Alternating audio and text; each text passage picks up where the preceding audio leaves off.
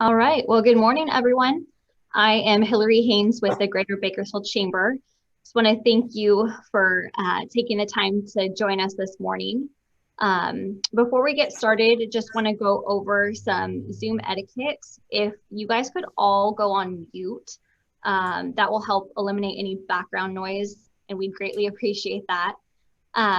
If you have any questions or would like to make a comment, please type them in the chat and then we'll answer them at the end. Shannon has a jam-packed presentation today, so we just want to make sure we get through everything. But we definitely want to hear from you. So let me introduce our speaker today. Shannon LeBaire is the founder of Purveyor Branding Company, a branding agency that guides businesses in building, developing their brand. She comes from a long background of freelance design work, marketing for Bolthouse Farms and Campbell Soup Company, and a line of inspiring creative business owners. And I know that some of you are on here today, which is awesome. Purveyor Branding Company has served many businesses and organizations in Bakersfield and beyond, while cultivating community and building unifying camaraderie through Bakersfield Second Saturday, Be in Bakersfield, and the Hub of Bakersfield. A few notable local branding clients of hers include Red House Beef, Houchin Community Blood Bank, Pacific Ag Management, Treehouse Almonds, and 17th Place Townhomes.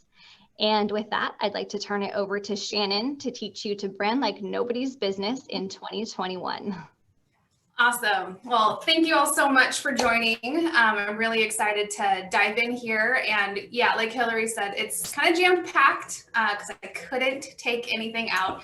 But I'm happy to share this with any of you afterwards. And let's get started. So a little bit about me. My name, like she said, was Shannon LeBaire. I own Purveyor Branding Company. I've been freelance designing for 15 years, but more notably just working through the creative marketing industry, and it's just been a wild, wild ride. Purveyor started about 4 years ago, and couldn't be more thankful to have a business in Bakersfield with a community that just needs the polish and needs the story to tell. So a lot of that is infused into our conversation today. So I'm really excited to dive into that community side of things.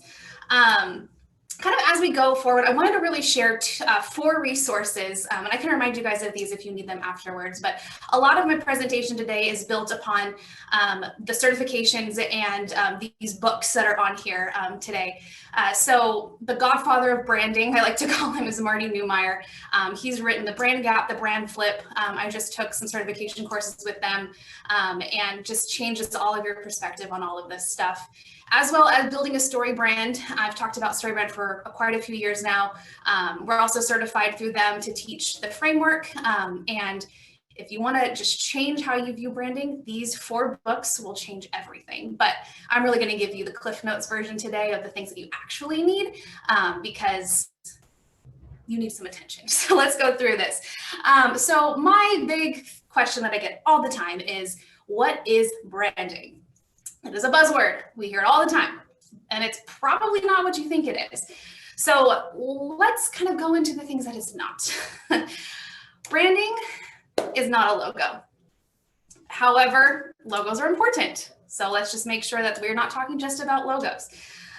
Branding is not an interchangeable phrase for other terms like social media or marketing. Branding is its own thing. We're going to dive into that, obviously. Branding is not a product. Sometimes we hear this a lot of, I have a brand, I have a merchandise brand, I have all of that. Yes, you could have that, but branding is bigger than that. The sum of all impressions is another way of describing it, which is not wrong, but it's leaving out a huge component. If you have all of those touch points with your customers, all you end up with is just a lot of touch points, a lot of things, a lot of places that you're found. But what's deeper than that? That's where the brand comes in.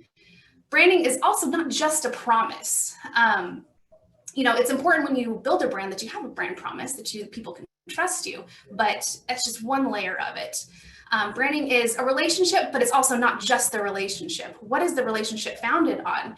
We need to have that relationship with people in a company, but it feels deeper than that, right? And then lastly, we're getting closer to the answer here, a reputation. We need to manage and, make sure our reputation is kosher and great all the time, but it's still only us thinking. What about our customer? What about the people that we serve? That's where the true definition of branding really comes in. So, branding is a customer's gut feeling about a product, service, or a company. It's not what you say it is, it's what they say it is. This is different than the slide before because this takes into account the experience your customer has. It's the feeling that they have against who you are, what you do, why you do it, and how they internalize it. It's an emotional connection. And if you can tap into that, your branding can be really, really impactful. So why is it so important that we have this conversation today? Well, in this world, we are bombarded with messages all the time. We have so many choices to make and so little time. When we look at brands or companies that haven't focused on their branding, all they talk about is features and the quality that they have. It's supposed to be amazing. Everyone says that. Why should I take a look at you? It's because branding is based on the idea that people buy based on trust. And when faced with a need, customers ask around. They read reviews. They tend to select their choices with a herd mentality. They want to be a part of something bigger than themselves. They want to believe that they're a part of a group, part of a tribe, part of people that are like them. It's car people. You kind of think of that idea. You want to be part of something. You want them to be part of what you have. And so they join together and feel empowered and they advocate for you. That's why branding is so important, is that you can do it through this mentality. So when we leverage, what can we do to leverage, what does leveraging branding allow a business to do? Well, it makes you the obvious trusted choice always. You always want to be that, well, if I have this problem, I always go there. Like there's no doubt in my mind. Effective branding allows that conversation to happen and to fuel that conversation. Branding builds businesses with the customer at the center. Branding assumes customers are more valuable over time than one-off transactions. They are going to be your repeat buyers, and they're also going to be your salesmen. Nothing's better than that when you don't have to spend money on sales or marketing. And then lastly, branding creates efficiency in sharing your brand clearly through correct messaging, consistent creative design, and persuasive marketing. From an internal side, this cleans out your process. It makes sure that your team is efficient. They know how to talk and they have the assets available to them. So you're not starting from scratch every time. So when is the right time to brand? You guys might have some of these come up, as our conversation, like, is it right for us to look at this? What should I be doing now? The right time is any time that you are seeing that your customer's understanding isn't aligned with what you believe it should be. That gut reaction, that gut feeling is off. You're not communicating with each other. You're not responding to them accurately. This day, point number 2 could be a really, really important thing. You're going through a transition, a merger, a buyout, or other business shakeup. You've had to pivot this last year. This is when branding can really, really be a helpful tool to align your company as well as your brand and how you extend that out. Another thing is you could be thinking that we can refresh. This is stale, this is stagnant, this isn't interesting. We're ready for that. We're ready to have these things happen and we're open to it. Branding, when you're not open to it, is not a good scenario and it won't last. You have to be open to the idea that things will shift. And then second to last, you have a project in the wings, like a product launch, a new service, or a website that's important to get right the first time. And then lastly, you just feel disconnected from your customer or your community. Anything like this that you might be facing, it's really a good time to look at this focus on branding as a business activity for next year, because this is really where it comes into play. So now that we kind of know what branding is and why it's important to us, let's dive into building a brand. So these next slides are literally the tools and the questions that we answer for our clients as we build their brands with them. So I'm not the gatekeeper of branding. I did not invent this. I want to share this as freely and as openly as I can with everybody, because the more knowledge you have about, the better you can make your business. But if I go June 3rd. There's someone that's not muted. just keep going. Okay, so let's talk about our 5 phases that we're going to go over today. We're going to go over strategy, messaging, design, implementation, and the big thing, championing your brand. So let's start with strategy. These are your non-negotiables. It makes what makes you stand out, who your customers are, your competitive advantage, and your personality. So when we start with brand foundations, we focus on a lot of the terminology that you would see in a business plan, but adding a personal touch to it and adding that personality that your business needs to invoke in it. Purpose, vision, mission, and values. All of these are really important elements to have in your brand foundations because they set the tone. You don't want to have a business plan and a branding plan completely not aligned. That would be silly. Like that would mean that something changes or it's not authentic to really what you offer or what you do. So these 4 big critical components are usually given to us by our clients, but we really suss out what's really important to land because a lot of these pieces can then be turned into outward facing type of messages. So the next, we go into opportunities. I call this like our blank slate, our brainstorming doc, that if there's ideas that we've wanted to try, pivoting that we need to do, ideas in the community that would feel authentic to us to grow into or expand into, this is where we would put them. We want to build a brand strategy that's based on growth and ideas and excitement, based upon who we are and how our brand has been conducting itself, what opportunities are out there for us to encourage building that solid brand. How can we serve our community in a way that's authentic to us? Having these ideas on paper, even in just a rudimentary form, will allow you to have a brain, like a jumping off point if you need to have a refresh, if you need to breathe life into it, if you need to pivot, it's right here and ready to go, and it's essentially already approved. So next we go into the marketplace landscape. So this is kind of when we talk about competition, but in the world that I live in, I like to think there's space for everybody. We're all different. We all offer something else. There's a Starbucks and coffee shop on every corner, but they're all busy. So you have space, there's space for you, but you also really need to be educated. You need to know what's out there. So who do we share the marketplace with? What's their positioning? What's their tone? What's their aesthetic? And then how do we take that information and then position ourselves differently? What niche do we fill? How are we different from our competition? How do we stand out? And then we take that into our value prop, which is a really, normal business term. It's the functional and emotional benefit of our product. It's not just the features, it's the benefits that they get from using our service or our product. The value is the most important thing there. How do they get value from us? All of these things really give us a good inline of how we're going to be in competition or in relation to everybody else. So next, we talk about our hero, our customer, our valued audience. Traditional marketing really only addresses demographics, but what we want to do in branding is really go deeper into this emotional stage of how they feel. Obviously we want demographics, we need to know that. We need to know where their communication sources, how they get information, how they hear about us.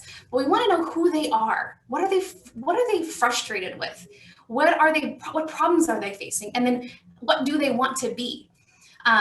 We take those pieces and we really pull out those persistent obstacles and challenges that they face. And how does that make them feel? This creates that connection of branding where we both understand each other and we really are able to get to the core of all of it as our service is the guide. Our service, our product is the thing that's going to lead them to success. We also want to then, at the very end, make sure we know what they don't like. If they don't like puns, or if they don't like this color or this style of thing, we don't want that. We want nothing to deter them. So we need to also be really cognizant of that piece. And then one of the hidden gems of branding that I love and I live in is personality. This is where you get to add in your spice. Now, when I talk about personality, I usually talk about it in, you can be fun, you can be sassy, you can do all of these cool things. You can have a tagline like brand like nobody's business, like I do.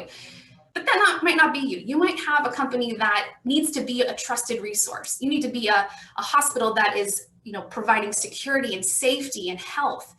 But you need to recognize that is a personality trait and you need to quantify that and put that in your document.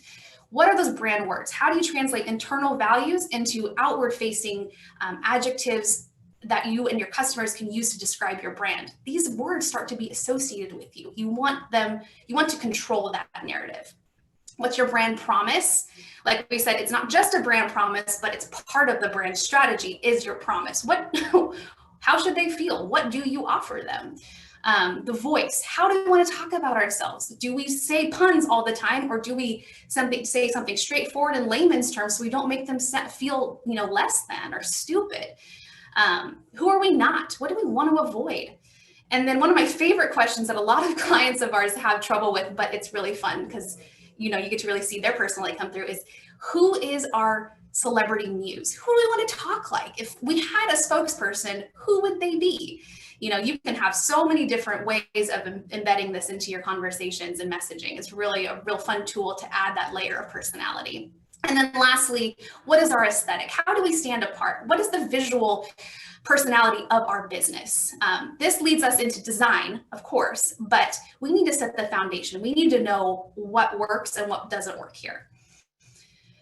So the next, take a breath. That's a big chunk. It's a big, big chunk.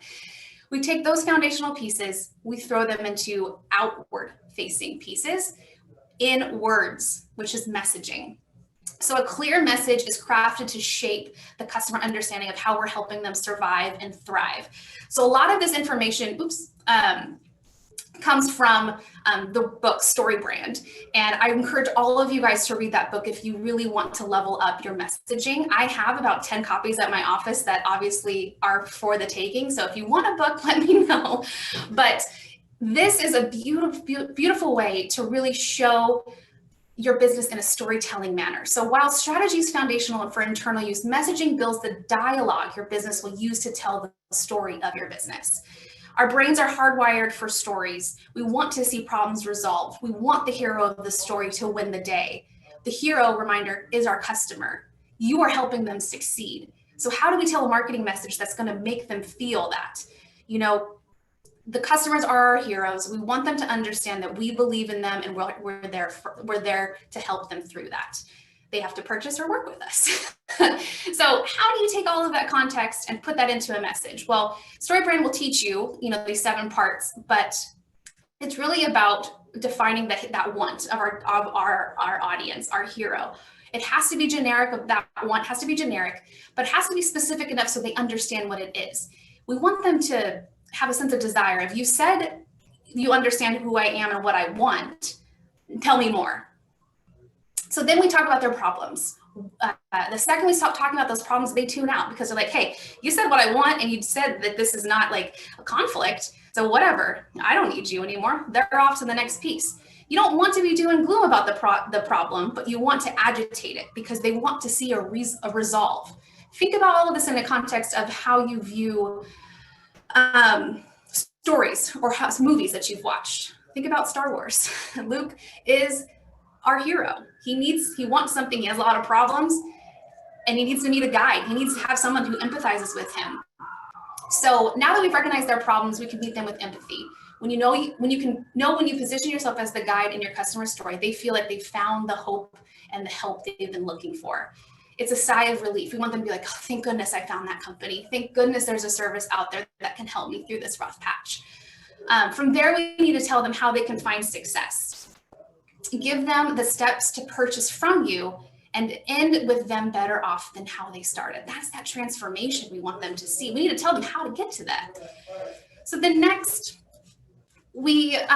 since they know how you can help them and the steps that it takes, you need to be bold and you need to call them to action. We see this all the time on websites where it says learn more. That's not bold.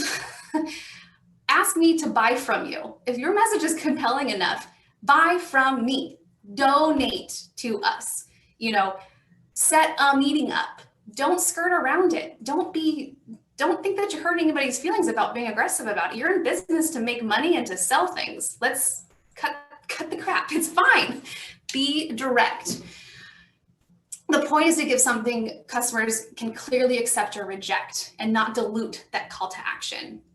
So we help them avoid failure by reminding them of their starting place or the consequence of not doing business with you. We want to avoid that. Well, we need to constantly remind them that they could still be living in that painful place. But then the last piece where the story resolves is that we remind them of the picture of success that you plan to create with them. We want them in that future. We want them to find success. That's the beautiful part of the story, is that our hero wins at the end of the day. That's the goal. So next, high level reminder, what is business storytelling? Our hero has a problem. He meets a guide, which is our business, that gives them a plan and calls them to action that either ends in success or failure. We want them to have success. We want to guide them to success. That's the goal of storytelling. So now that we've defined all of that, it's a phrase I'm going to use all the time, is that we need to get to work. We need to have these messages ready. These messages will help your leadership tell the same story, your company's message outward be consistent, and also your employees say the right things. You don't want an employee out there saying, or getting asked, hey, what do you do? It's like, we kind of do this one thing, and they totally downplay it. That's not what we're here about. We're here to tell them how we help people and how we help businesses survive and thrive and whatever you're selling. It needs to be part of that story, and it needs to be super compelling. So you need to have your external message mission statement. So a lot of mission statements are built for that internal business plan. They're boring. We exist to do blah, blah, blah. Don't do that. I don't care. I don't care why you exist. I care how you're going to help me. So move and shift that conversation to remember that the hero needs to be the highlight of your mission statement. You need to have a very short one, a one-line sentence. You need to have your mid-length, which could kind of be your elevator pitch, right? Your 15-second thing. And then expanded one that is more in, if you have, the 5 to 10 floors to go, not one floor, something a little bit more elaborate that someone super interested would want to hear. But all of those need to show that agitation of the problem and how you help find them success. Then we go into brand stories, and you have a long form and a short form. The long form, this is just, rough, but a little bit longer, 75 words, 50 words for your short form. They need to be conversational. They need not to be scripted. They need to be feeling like they're just, hey, let me tell you about my business. And you have these as you memorize them, you have them ready to go all the time. And then you need to have a version ready for collateral. So marketing materials, like on social medias where they have about us, all of that stuff. You need to have that ready and on a Google Doc or something. We call it swipe copy. It's ready to go. So you don't have to think about this all the time, and you're all aligned to it. It's so efficient.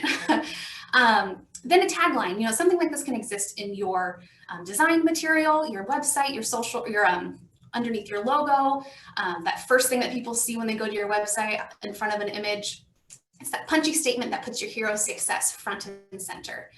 And lastly, evergreen content. So this is a mix of all of the above, but it's a bunch of different bite-sized elements that set stories and compelling content that are always relevant to your business to ensure that you are consistently and confidently deliver your message every single time. We'll talk more about this on social media, but this swipe copy, this evergreen content that exists all the time, can be used to build out your social media content for months. And the beautiful thing about evergreen content is that you can use it all the time, and you should use it all the time. The more repetition, the better. Obviously make it different each time, you have a different piece of content, hone in on a different problem, do something like that.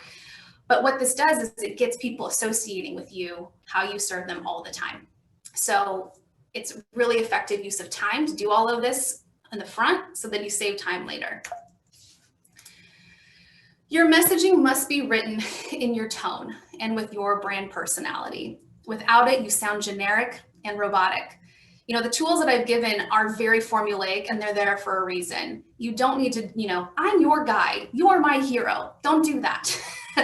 What is your hero? What do you call your customers? Add your brand personality to that and phrase it in a way that sounds like you. Add that personality and that foundational piece that we talked about in strategy. Build that in there, because this is what is critical. This will set you apart if you do this really, really well. So next, I know I'm going really, really fast. Oh, can you give an example of evergreen? Yes, like I was saying, like social media. So a post that is just about a call to action. Say you have a nonprofit and you want to ask for donations once a week. Have a piece of content or 3 or 4 of them that pose that call to action of donate 4 different ways. And then every week you say a little different. And then next month you recycle it. Next month you recycle it. It saves time over the long haul because you're saying the right things over and over again, but also you're saying it in different ways to pique the interest a little bit. Okay, design. Now this is where, my world is, because as a designer, this is what I love. But we're not going as in depth traditionally. We're not talking about how to build the logo here. But when you base a brand built off of strategy and messaging, design really, really handles itself really easily. Obviously, you might need a professional to help you, but the goal is that they bring your brand to life.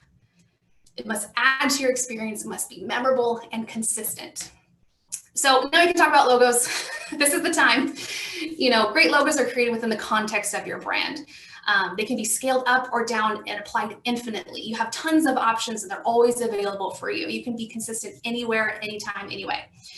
They're simple, straight to the point, and timeless, and most importantly, memorable. You want them to be recalled really easily. So you have a logo.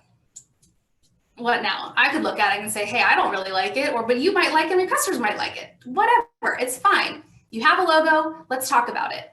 If your logo isn't resonating with your identity or your customer, it's time for a rebrand. No ifs, ands, or buts. If it's not working, you need to look at it. You need to fix it. If it is working, awesome. You get to Pascal and collect $200. We probably still have a little more to talk about. If it's working, but you're not loving it, then maybe just a quick little update, a color change, a repositioning might work. You don't need a full rebrand if it's working, but you want to breathe new life into it. I'm game for that. I have some examples here of some recent logos that I've seen that are a really cool update, but not losing the traditional sense about them.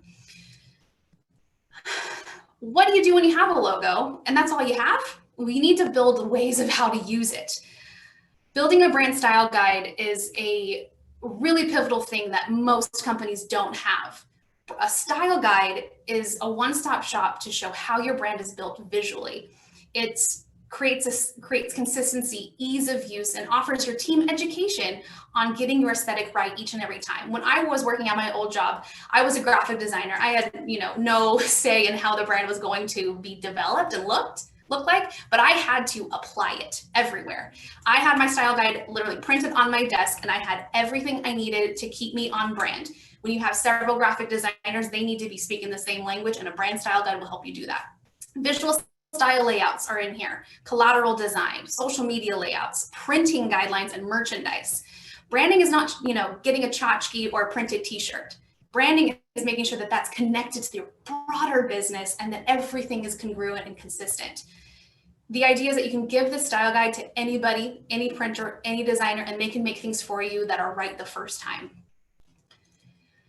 Also, in their style guide building blocks, once we have our logo, it gives it context and interest. Your visual style creates everything after.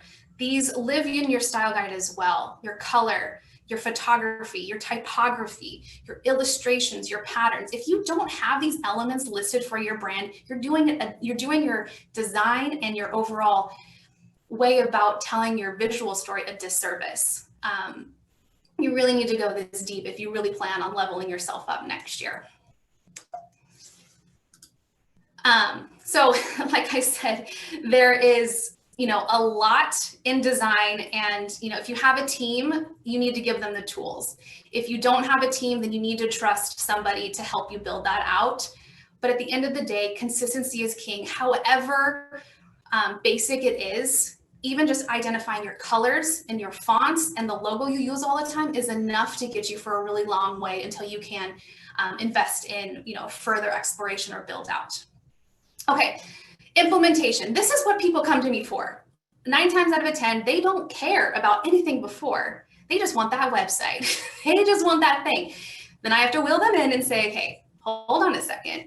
We want your implementation, your website to stand out and be who you are. We got to go through those first 3 things. That's the only way that this is successful, and not want you to want to redo it in 6 months. So the powers combine and are installed into every touch point in implementation: website, social media, customer experience, and your physical space. All these places need to be addressed in implementation. So So hard truths, I might upset somebody here. I'm okay with that. We can talk later. If your website hasn't been touched in a year or looks ancient, now's the time to rebuild. If you don't have a social media account, you don't focus on that, invest your resources to build your online presence. I can't tell you how many times just in the last 6 months, I've gone to get something from somebody or need information just for my general survival. Not talking about business. Oh, I can look them up on Instagram. Oh, I can go to their website. It doesn't exist. I go somewhere else. Hard truth, B2B, business to business, business to consumer, you need a website. You need social media. Your strategies just look different, okay? It has to be a pivotal part of this because the new world, our generations are really evolving to digital. It has to be there. I'm a print person. I would much rather print stuff and make it pretty, but digital is really, really important now. It's the way we're connecting. This is how we're having this conversation. You need to have this dialed in. Okay, a little tough love for you guys. So first things first, let's talk about your website. Your website is your first thing that we really need to address because one, we've already addressed all of the messaging. We have the pieces that need to go on here. We have the design that needs to go in here. We just need to populate it and make it awesome. Your website is the one place you can control without an algorithm getting in your way. Yes, SEO is important. That's not our conversation today, but you can control that experience. Remember, people buy products and services after they read the words that make them want to buy. So give it to them. Tell them how to buy from you. Make that design clean with an interactive user experience. Fold in your photography, your heroic statements, your values and calls to action often. As our brains, we like to scan. The more repetition about all of those things, the better. Show them success. There's in the book, Marketing Made Simple, they have an outline called a wireframe of exactly what to put where on your website. Huge, invaluable tool. Sometimes it feels repetitive, but it works. So if you're interested in working through that, it's an awesome, awesome book to really dive in there. So then, yes, let's talk about social media. So I talked a little bit about evergreen content, but a well-crafted social media can organically grow your reach, allowing for paid advertising to be more effective. This means that you are authentic in how you respond online. Your captions are correct. You are responding to people's direct messages. You are, posting often. You're really, really involved in that online community, and they will remember you for that. If I ask a question of when are you open, because I'm trying to, buy my food from you, and you don't answer me, I'm like, well, whatever, they don't want me. I'm gonna find somewhere else that will respond because I have a short window of time, something like that.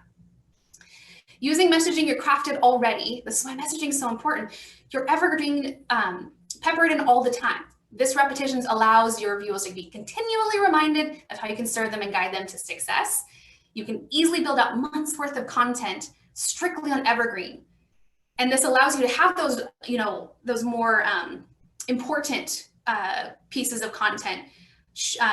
You can build those faster because you don't have to worry about the whole thing. This is why people don't do social media, because it feels so overwhelming. If you just need to post something that's a real specific call to action, like a sale or, a huge, blast out that you have to share, focus on that, but not everything else, because you've already done that. You've scheduled it. There's tools to schedule you. There's tools to do all of this. And there's also a lot of experts to do this. We don't do social media management for anybody anymore because we want it to be authentic. We want people to understand that they need to connect to their customers. People are asking you questions, respond to them.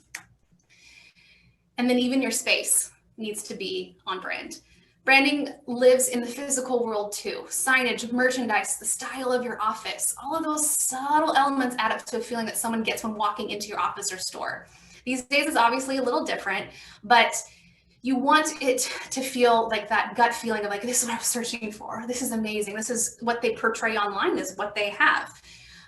Take as much care into your physical space to match your branding and vice versa. I've gone to a lot of restaurants that look super, super neat on the outside. You walk in, you're like, what? I'm confused. Your social looks so cool. This looks like I'm walking in, I don't even know. A company locally that does this so well with a heavy dose of personality is House of Flowers. Online, they have a really quirky vibe.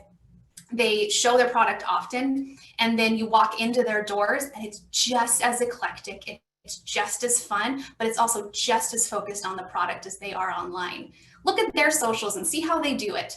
I love that company. I think they're doing really, really great stuff, and they understand the value of branding. So lastly, answer the phone. Reply to that message.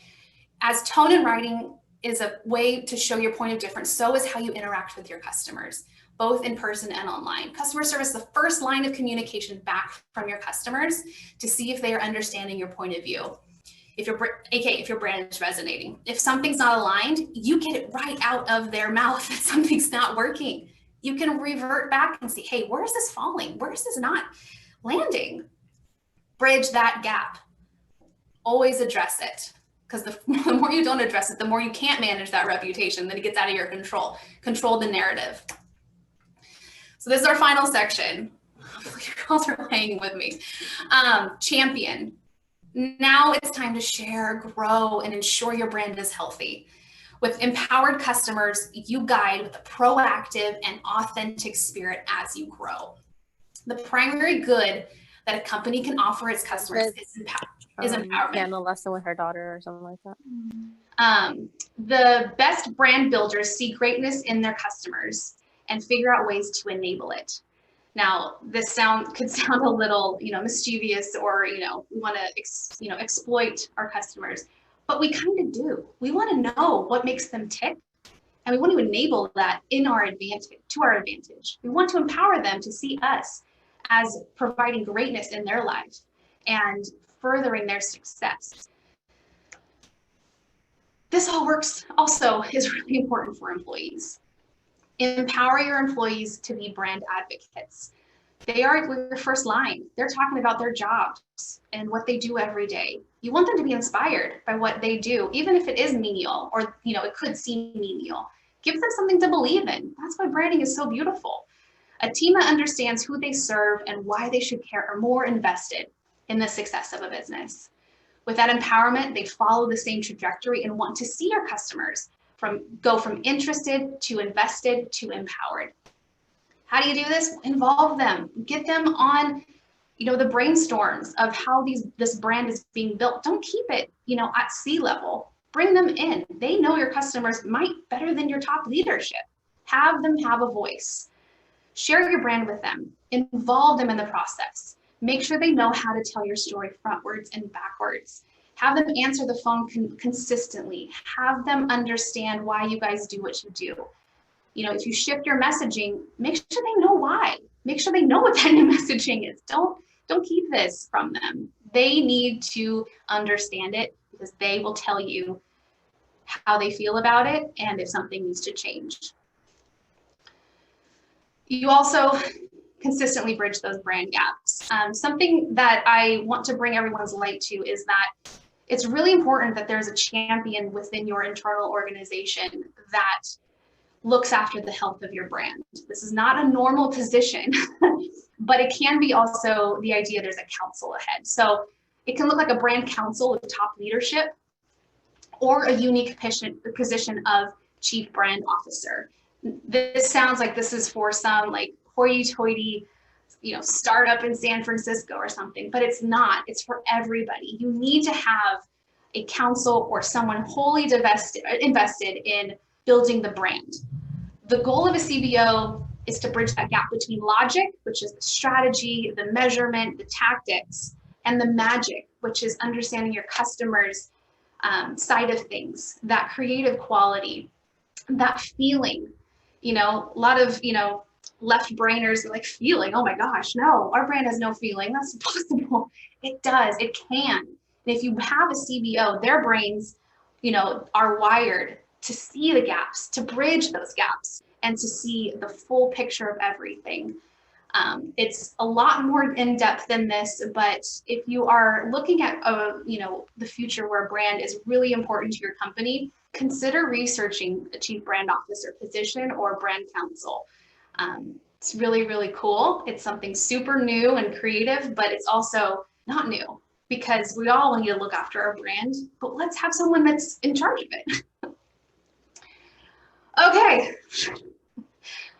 I am done, and I want to answer some questions. I I hope that wasn't too fast. I'll obviously send all of this out after the fact. But I hope that this was really relevant and timely as we start building, and might be starting, finishing off business planning for 2021. But let's add some branding in there. Let's talk through some questions. Oh, let me roll up here. Who doesn't like puns? Yeah, I love them. Do you have any suggestions or persuasive talking points on trying to convince people, aka bosses, fellow team members, on the value of marketing and branding? Maybe they don't easily see or understand the value if it's hard to prove quantitative, immediate client conversion. Yes and no. That's the hard thing about branding, is that it really doesn't have that direct correlation. But to the point that I made in the very beginning of assuming branding is the thing that keeps customers coming back, you've already proven that through your existing customers, that they believe you, they have a good gut feeling about you, and they've also referred people to you. You know that if you can quantify that, that's a good relation that says, hey, our branding is working. If you're seeing that decline, there might be something to really talk about, because that's a little bit, maybe a little bit more on the money, return on investment side. And also, I would say that if this is something that they're not super excited about or super not interested in, education is the next thing. It's really important to kind of show them the value, show other businesses in your industry that are doing it really, really well and the success that they've had. Branding's a long game. It's not in first, return on investment within days. It doesn't work like that, but it's a commitment. They're committed to the success of their business. It's because they are branding, but they just don't have the conversation or the terminology to describe it. I hope that answers that question. Okay. What's your stance on micro-influencers when it comes to branding? Is the investment worth it? I don't know exactly. Micro-influencers are those that are online that maybe don't have like the millions of reach, but they have an invested community. I would say that influencers are really helpful if they are, if they feel like they could be an employee of your company. If you feel like they could tell the story for you, then that could be a really good investment. You also just want to make sure you work with them and tell them, okay, here's our brand style guide. Here's how we talk about ourselves. Here's what works for us. Here's what doesn't work with us. So it really could work really well on that side. Just make sure it's authentic and they don't look scammy or skeezy, like sharing the offer. Like, give them something to believe in and something to advocate for you. Okay, how should we start using content to our social media outlets? How often should we post? Do you have templates on the storyboard and calendar? So I would start with a content calendar first, based off of your kind of talking points. So your brand values, those brand words, kind of pick 4 or 5 topics that you constantly want to be talking about. So one could be about us, about our customers, the call to action. So like, here's how to buy from us, stuff like that. They're really, really, really high level. And so then you can populate those in, say, columns, and then you just start typing, month over month, exactly what you want to say that's relative to the month or that time. And building that out, there's a lot of tools online that, are even like Excel docs that have it populated for you, and you just kind of run through that. Often we should post, it really depends on the platform. It just needs to be consistent. If you want to go every day, awesome. If you want to go every other day, great. Just be consistent and own it and run with it. You really have to look at the platform. So Instagram, the feeds aren't as viable anymore. So look at the stories. So posting stories every day keeps your little bubble at the top. So learn about the platforms and then build your strategy on that, using best practices and making sure that you're doing what the platform likes. If the platform doesn't like it, you won't show up. So it's all platform specific. Yeah, so I think that answers if we want to follow up from me with more questions, I will give you guys my email in a minute. But yeah, I'm always down to advise, to give my 2 cents, my unwarranted advice. And I do on our social, we focus mostly on Instagram. All of our posts are really based on all of this content. So we're constantly reminding and educating on those things.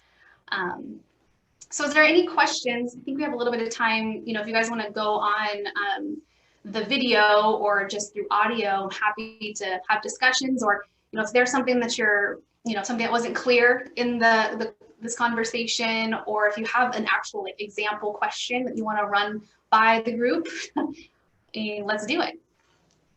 Yeah, that'd be fun. Don't be shy. Did we answer all the questions in the chat? I think I did. I wanted to know, if you had a celebrity that would represent you, who would you pick? Thank you for the question. I'm terrible on the spot for stuff like this. I have one and I can't think of it. I think it'd probably be somebody who is, kind of on the fringe, kind of silly, kind of fun. I mean, I guess I'm my own celebrity, but the tone that we take is one that's demystifying all of this, but also really making serious effort into doing what they do and doing it well. So I'm going to remember, I have somebody, but obviously I'm not. It's like asking someone's favorite 5 songs. I can't right now. It looks like Norma Dunn has a question. Norma, did you want to go live and ask it? Sure. Thank you, Hillary. You already know me. Hi, Shannon. We've met before when you were at the Kern Community Foundation webinar, and I love your presentation. I love this one too. Thank you.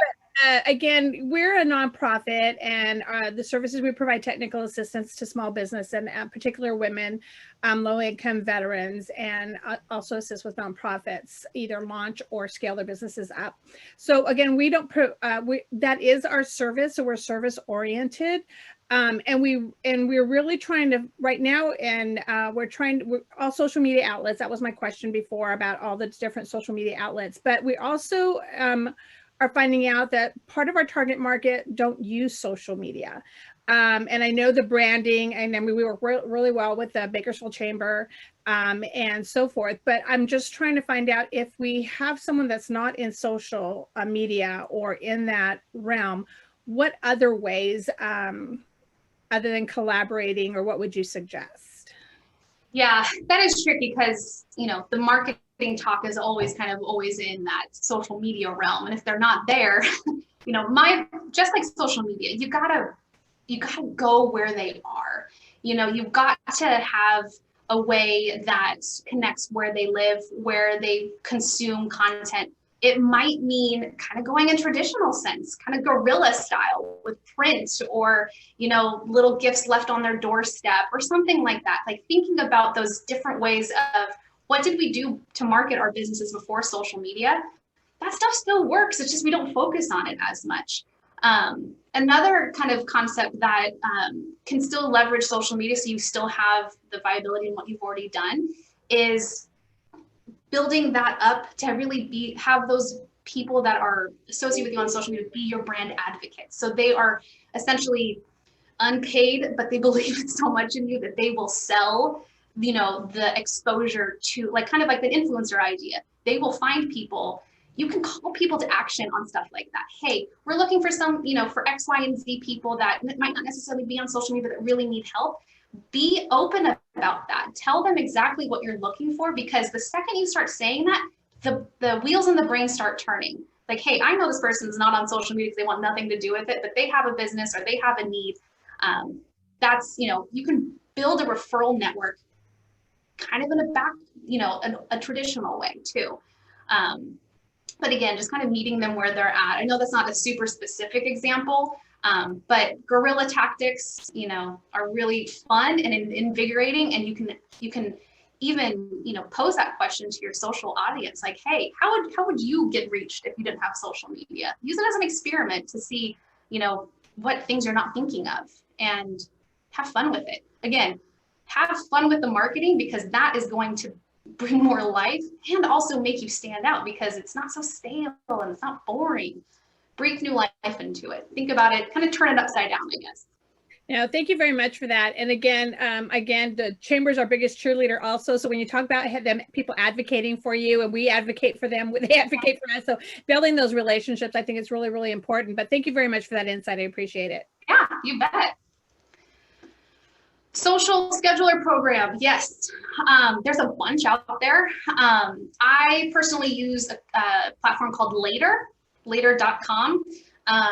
They do everything but LinkedIn. So I know there's probably other scheduling tools that might have LinkedIn in there, which I would love that to be on Later, but it does Instagram, Facebook, Twitter, and Pinterest. There might be another one that it does, but it's really, really helpful. You can do it all at once. The beautiful thing also then about the Instagram one is that you can look at a preview and then adjust the tiles so that your feed looks beautiful. Obviously, I love that part. And you can also schedule stories in there too. It's a really good dynamic tool. And importantly too, it gives you analytics. So it tells you what posts are performing the best, what's a good time to post. All of those elements are really good for social media as well. But there's a ton. There's a ton out there. You gotta get some free trials, see which one works. It's like a paper planner. You know, everyone's, oh, I got the best planner. Oh, this one works for me. And then you get, you're like, my brain doesn't work this way. I've tried new planners literally every year because I want like the thing. And then I literally always go back to the thing that I've been using for 7 years. It's just a default. This year I didn't buy any other planners because I don't want to spook it for next year. Anybody else? Any comments? No? Awesome. I think you answered everything then. That's a good sign, right? That is. Let's see. I think it's all. Oh, Debbie has a question. Some more projects that we're excited about. This is another one that I can never think of. You might have saw some graphics sprinkled out through the presentation for another, for a local sandwich shop called Radio Sandwich. And when I talk about a company that has the personality that I just totally understand, it's this company. They're going to be off of 19th and I think L. Sandwich counter idea. She trusted the process and let the design just speak that personality into life. And I'm really, really excited about that one. And we're working with kind of a couple of businesses right now that are just really beautiful, wonderful companies. But Radio Sandwich is the one that immediately comes to my mind. We have a project right now. We're working through a logo. They have a great logo, but they're like, we don't know what to do with it. And so we've been working with them on holiday merchandising. So all of the stuff for their team, really good way of building that while we're building a brand style guide. So they were handed a logo that we don't know what to do with it. So we're building merchandise, but also guidelines for how to really invoke that feeling. We'll be working through strategy and websites with them, or the website with them at the start of the year. But our clients are awesome. And you know, that's just wonderful. A dream client of ours, it's a good question, Eric. You know, I try to answer this all the time, but I always come back to, if a company believes in what they do and they love to serve their customers, their employees, they're doing good in the world, those are dream clients for us. Of course, I really do love the quirky brands like Radio Sandwich, the ones that have a lot of personality to it. You know, I love the food and beverage space just because you have a lot of opportunities to showcase design and a lot of ways to connect to an actual community setting. And those are always really, really fun to go into. You know, food and ag and all of that stuff is really relevant here in town. And so we've really set up a good network of clients and referrals through that, because they've just been one of those industries that just has never really thought about branding, and they need to be relevant. They need to talk about stuff, and they need to be out there. And so it's pulling into history, it's legacy, it's beautiful stories of how they've just endured. And I've just loved those projects. And I think that's what we're gonna call it. So just a couple takeaways. I won't do too much more, but you know, at the end of the day, listen to your customers, please. Listen to them. Empower and train your team on how to talk and how to live the brand. Go through your brand style guide and review it quarterly. You know, are we still working through this? Is this still relevant? Branding is never done. It's a long-term goal. You got to start somewhere. You got to get things polished, but it's long-term. You know, identify your CBO, whether that's a one-person show, it's a new position, it's a leadership team, and have them at the seat with the top table. My idea is that CBO, Chief Marketing Officer, reports to Chief Brand Officer. That's how it should be. You know, give them access, have them bridge that gap, and keep your customers as the hero of your story. When you're advertising, look at how to change that message. I charge you with looking at, again, I don't want to, make this too political or whatever. Look at the Bakersfield Life magazine and see how many times you see we're the best at what we do in advertising. That's not good. We don't want that. We want you to show how you serve and that you're so good that you get to get an award. That's that authority piece you can have as you kind of show them that you're the guy. Show your customers as the hero. Make them win the day.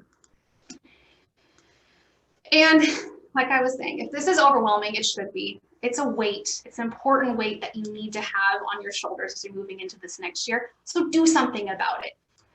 It doesn't happen overnight. It takes time. Plan what you can for now. Do what you can to start this conversation internally. Start educating those that might not, have the context of branding at all. Start with your foundations. You guys can do this all yourselves. Just really think about those foundational pieces and then make sure it's just translated everywhere. And then, of course, if this isn't in your wheelhouse, it's okay. Or if you just don't have the time, you do need to have time slated for meetings if you do hire someone to help you out with this, of course.